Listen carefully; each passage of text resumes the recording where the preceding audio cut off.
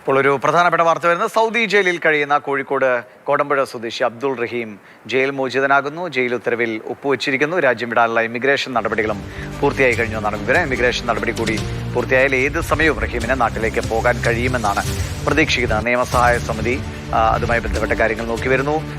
സുരേഷ് വെള്ളിമുറ്റം ആദ്യം ദുബായിൽ നിന്ന് വിവരങ്ങൾ നൽകും. സുരേഷ്, എത്രയും വേഗം, അതായത് അടുത്ത മണിക്കൂറുകളിൽ തന്നെ അബ്ദുൾ റഹീമിന് നാട്ടിലേക്ക് പോരാൻ കഴിയുമോ? ഏതായാലും ബലിപെരുന്നാളിന്റെ തൊട്ട് തലേ ദിവസം ഒരു വലിയ സന്തോഷ വാർത്തയാണ് നമുക്ക് നൽകാനുള്ളത്. കാരണം 20 വർഷത്തോളം ജയിലിൽ കഴിഞ്ഞ കോഴിക്കോട് കോടമ്പുഴ സ്വദേശി അബ്ദുൾ റഹീം ജയിൽ മോചിതനാക്കുകയാണ്. സൗദി അറേബ്യയിലെ ക്രിമിനൽ കോടതി വധശിക്ഷ അടക്കം വിധിച്ച് ജയിലിൽ കഴിഞ്ഞിരുന്ന റഹീമാണ് ഇപ്പോൾ ജയിൽ മോചിതനാകാൻ പോകുന്നത്. അതിൽ റഹീമിനെ ജയിൽ മോചിതനാക്കാമെന്നുള്ള ഔദ്യോഗികമായിട്ടുള്ള ഉത്തരവിലാണ് ഇപ്പോൾ ഒപ്പുവെച്ചിരിക്കുന്നത്. മാത്രമല്ല മറ്റ് നടപടിക്രമങ്ങളും പൂർത്തിയാക്കിയിട്ടുണ്ട്. ഇനിയിപ്പോൾ ആകെ 2 കാര്യങ്ങൾ മാത്രമേ ഉള്ളൂ. ഒന്ന്, ഈ നമ്മുടെ ഇന്ത്യൻ എംബസിയിൽ ഇക്കാര്യങ്ങൾ അറിയിക്കുകയും ഇന്ത്യൻ എംബസിയിൽ നിന്ന് വൈറ്റ് പാസ്പോർട്ട്, അത് കൃത്യമായി അവിടെ എല്ലാം തയ്യാറാക്കി വെച്ചിട്ടുണ്ട്.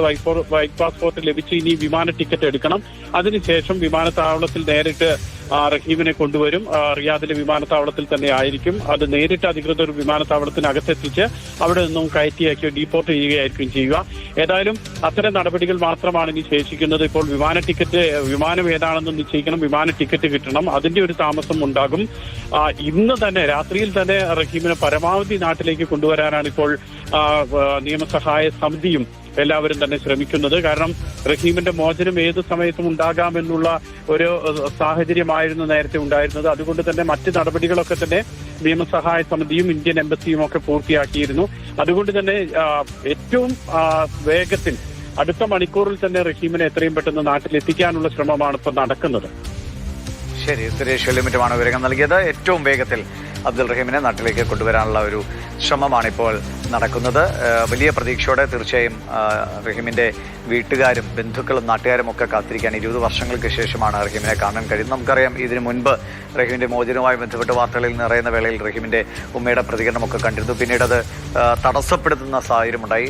ഉടനെ മോചനം ഉണ്ടാകുമെന്ന് പറയുമ്പോൾ വീണ്ടും അത് അനിശ്ചിത കാലത്തേക്ക് നീണ്ടുപോകുന്ന സ്ഥിതിയൊക്കെ ഉണ്ടായി. എപ്പോഴൊക്കെ വളരെ വൈകാരികമായ അവസ്ഥയിലൂടെയാണ് ആ കുടുംബവും ഒക്കെ കടന്നുപോയത്. ഇപ്പോൾ അവരെ സംബന്ധിച്ച് വലിയ, നേരത്തെ സുരേഷ് വെള്ളിമുറ്റം സൂചിപ്പിച്ചപോലെ പെരുന്നാൾ തലേന്ന് തന്നെ വളരെ സന്തോഷകരമായ ഒരു വാർത്ത വീട്ടുകാർക്ക് കിട്ടുകയാണ്. കോഴിക്കോട് സ്വദേശിയായ അബ്ദുൾ റഹീം എത്രയും വേഗം ഇന്ത്യയിലേക്ക്, നാട്ടിലേക്ക് മടങ്ങിയെത്തും. സുരേഷ് വെള്ളിമുറ്റം തുടരുന്നത്. സുരേഷ്, ഒരു നീണ്ടകാലത്തെ ഒരു നിയമ പോരാട്ടമാണ് എത്രയോ അല്ലേ? കേരളം മുഴുവൻ ഇതുമായി ബന്ധപ്പെട്ട ഇതിൻ്റെ ചർച്ചകളിൽ പങ്കാളികളായിരുന്നു. എങ്ങനെയും ഒരു മോചനം സാധ്യമാകാൻ ഉള്ള വലിയ ശ്രമങ്ങൾ നടന്നു.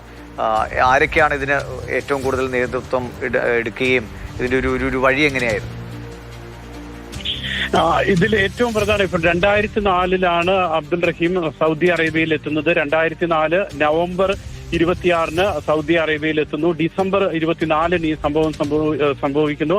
15 വയസ്സ് മാത്രമുള്ള അനസ് എന്ന് പറയുന്ന സൗദി ബാലനാണ് മരിക്കുന്നത്. അതേ തുടർന്നാണ് കേസ് ഉണ്ടാവുന്നത്. അവിടെ വെച്ച് തന്നെ അബ്ദുൾ റഹീമിനെയും അബ്ദുൾ റഹീമിന്റെ ബന്ധുവിനെയും പോലീസ് അറസ്റ്റ് ചെയ്യുന്നു.